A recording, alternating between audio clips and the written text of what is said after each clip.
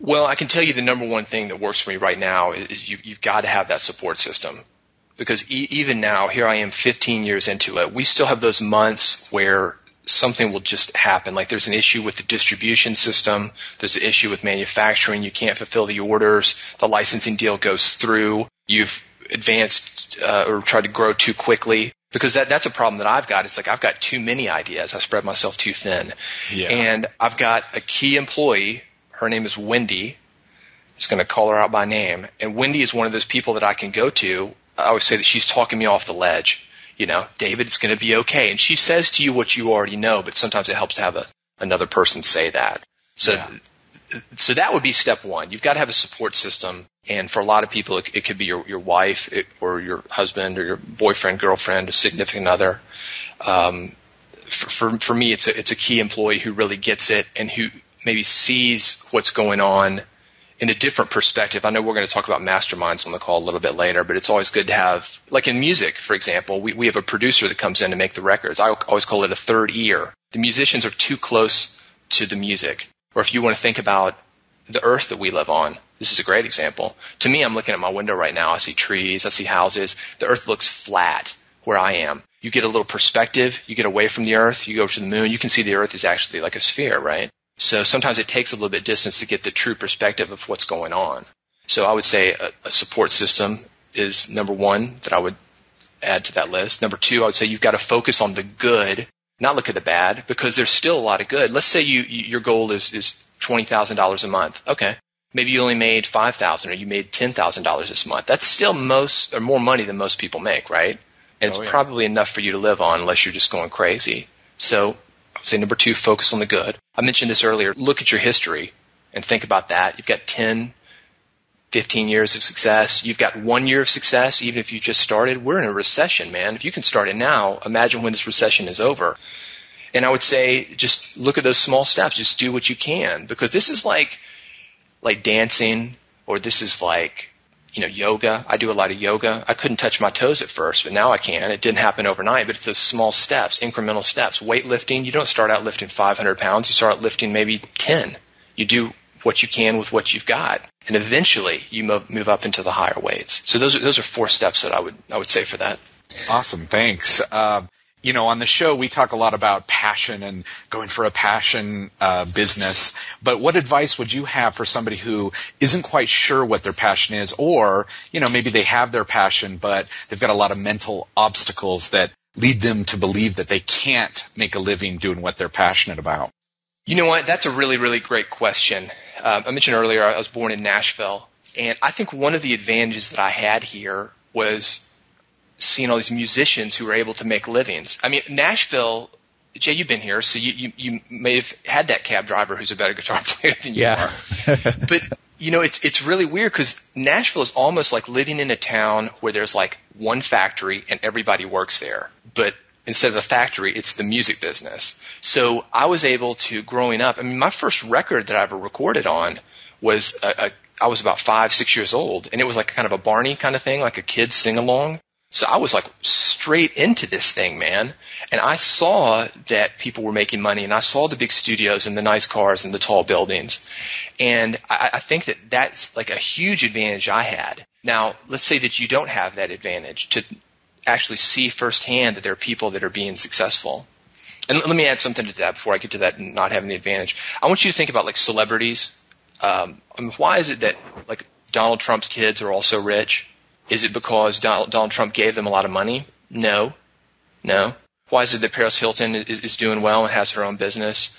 Or her sister Nikki Hilton has this big bag business? Is it because her parents gave her a lot of money? Yeah, a little bit, maybe.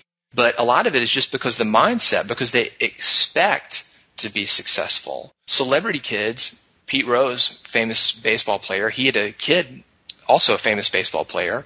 Dale Earnhardt, famous race car driver, had a kid who's also a famous race car driver. And they just expect it. So if you're not fortunate to be born into like a community like I was, or have like a celebrity or very successful parent, you have to ask yourself, are there people doing this? What is it that they think about? How do they think? What are they doing? And just start to model them just as if you would if you were growing up around them, or maybe one of their kids even. Yeah, that reminds me the first time I went to real estate investing group because I was learning about these principles of you got to surround yourself with it. And so all of a sudden, I was regularly put right in front of me people talking about the possibilities, whether they were hoping for those possibilities themselves or they'd already achieved them. And there was both there, but people just talking about the $50,000 real estate deal, the quitting their job. And so like that stuff was just in front of me all the time. Kind of like once somebody breaks an Olympic record, all of a sudden, the human race just expects, oh, now we can run that fast. Now we can swim that fast, Yeah. And so that's kind of the same thing that comes to mind. So that's a good point. Well, it's only impossible until somebody has done it. Right? Yeah. And you talked about like the 4-minute mile. That's a famous one. I mean, what happened after the 4-minute mile?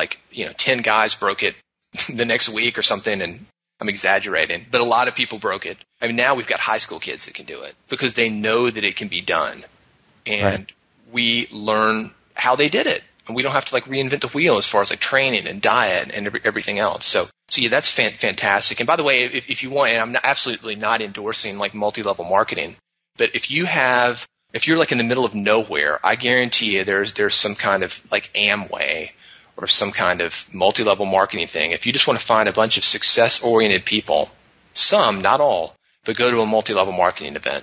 Just hang out. Don't buy the stuff, but just talk to these guys. And they talk big numbers. And if you hang out with people that are talking big numbers, you'll soon think that that's normal. They've done studies. It works just the opposite way as well. When you hang around somebody who's fat, overweight, out of shape, whatever you want to call it, you start thinking that it's okay to be that way. So being fat and out of shape is contagious. Well, wouldn't it make sense that being wealthy and being successful is contagious as well? I would argue that it is. Yeah, be around people that expect the same kinds of things that you want to achieve as well. Yeah, I mean, absolutely. The worst thing that you can do, the worst part about poverty, growing up in a housing project or something like that, it's not being broke. It's just being around people that are just beat down and just have no sense of hope. I think you've got to have hope that there's something better for you when you're trying to build a business, and know that there's something better and know that you can achieve it. Because the hopelessness, I think that probably the one emotion that I would absolutely not ever want to feel. Absolutely. So another thing that's required in this journey is the leap of faith, and I'm sure all three of us could come up with multiple leap of faith type stories in our process. And through your experience in the music business, you worked several day jobs. And, that we know that our audience, a lot of people have that desire to eventually replace their income and quit their job and enjoy that level of freedom and income, and most of that level of freedom and fulfillment that comes with that. But there's definitely a mental shift that has to happen. And so kind of wondering what your experience was like. What was a mental shift when you made the choice to take that leap of faith? You talked earlier about an experience you had, and to leave the job behind and completely focus now on business. What were some of the things that maybe you faced, or how you eventually made that leap of faith for yourself? Well, before I quit my job for the final time, which is the one that I mentioned earlier where there was kind of a blowout there, and I'd been there 4 days. And the reason it was only 4 days was because I just got to the point where I could not take it anymore. I would work a job, then I would quit, save my money, run out of the money, have to work another job because I would keep getting scared. And I was like, I can't do this anymore. I knew, there's that saying, and it's sort of true. It says if you keep doing what you're doing, you're going to keep getting what you're getting. Which is true, except when the whole world around you changes. And that's a whole nother discussion. But for me to keep working, quitting, I knew it was just like a cycle that I was going to have to break, and that I was going to have to do something different. So I said, I'm going to ride this thing out. And I remember actually, I mentioned coming out of the parking garage, seeing the sunlight. I got home and I was feeling great. And then that doubt started to creep in. So I walked down. I was in an urban area. I walked down to get one of those newspapers we have called Jobs or Weekly Job Guide, or I'm sure every major city has them. And I looked in there, and all the jobs in those things are awful. They're like customer service jobs for $5, $10 an hour, or digging ditches or that kind of stuff. And I was like, if this is the best that I'm going to find, I'm going to have to make this thing work. And right then I just made the decision and I stuck it out. So I'm going to ride this thing out to the end. And what I found is when I really believe if you meet somebody, trust brings more trust. We can get into law of attraction kind of stuff later. But if you want to be trusted, you have to be trustworthy first.